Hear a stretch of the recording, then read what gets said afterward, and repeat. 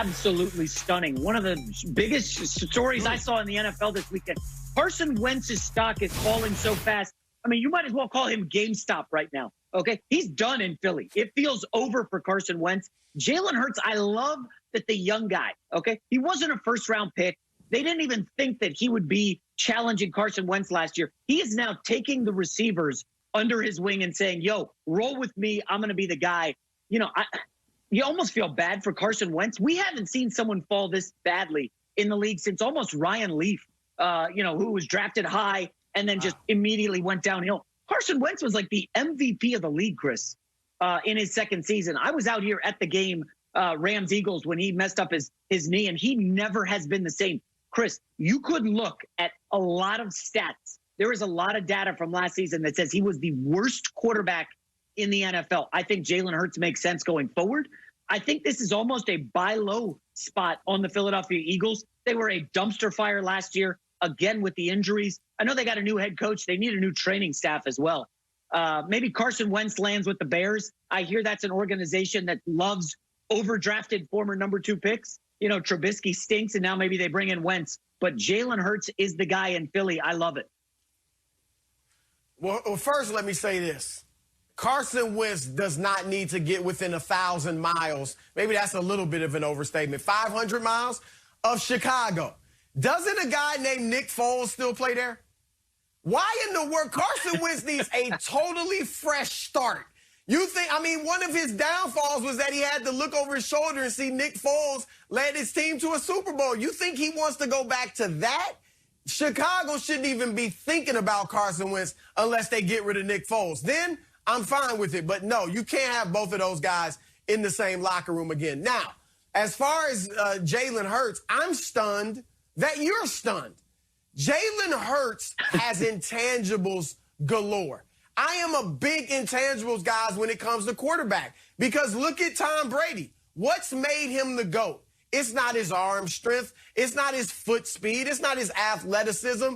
It is his intangibles. He is a leader of men. He gets in good relationships with the players. They trust in him. They think he has their best interest at heart. He can galvanize the locker room.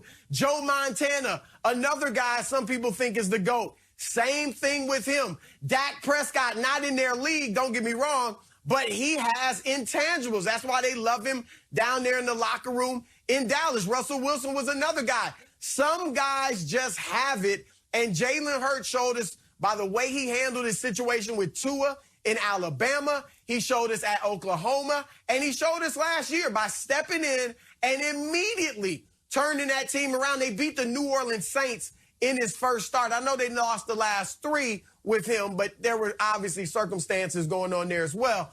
But Jalen Hurts, look, I'm not convinced that he has all the physical tools to be their franchise quarterback. But at this stage, I'm not surprised they've chosen him in the locker room over Wentz because I think with Wentz, physical ability, there.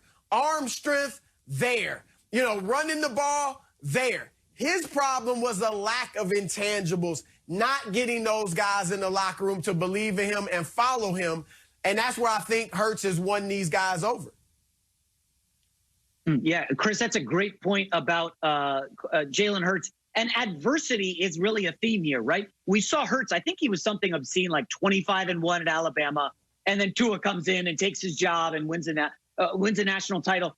And, you know, Carson Wentz this year faced adversity really for the first time, okay, when they're struggling. And how did he handle it? It says a lot about us how we handle adversity. And Carson Wentz basically shriveled up and was like, I don't want any part of this. Get me out of here. I'm not a backup. And, like, that's not how you handle it, you know? You got to man up, face the detractors, realize that, hey, you know what? I'm not playing well. I got to do better.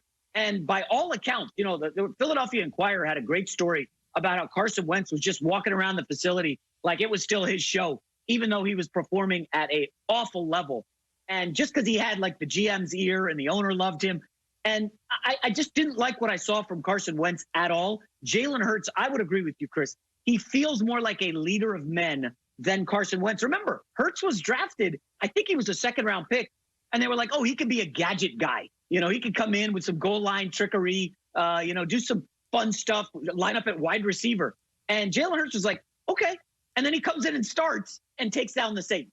And I'm with you, Chris. I like everything I've seen out of Jalen Hurts.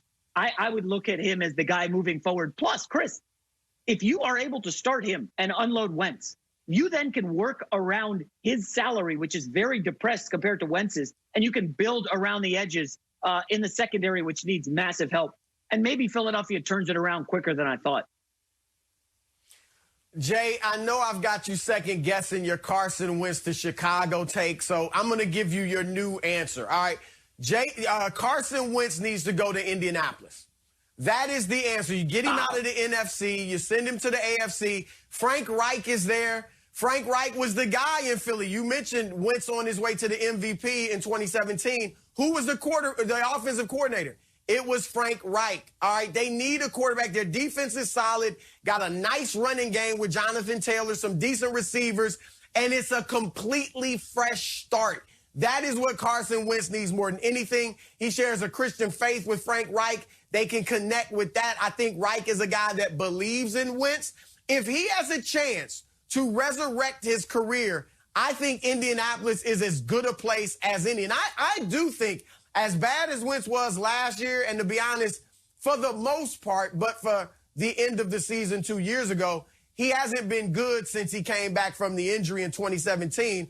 But I do think he can resurrect himself. I'm not saying MVP level necessarily, but I do think he can become that very good franchise quarterback elsewhere. And I think that Indianapolis is the perfect spot. But they have been unwilling to give up that first-round pick, and I don't blame you, because I would say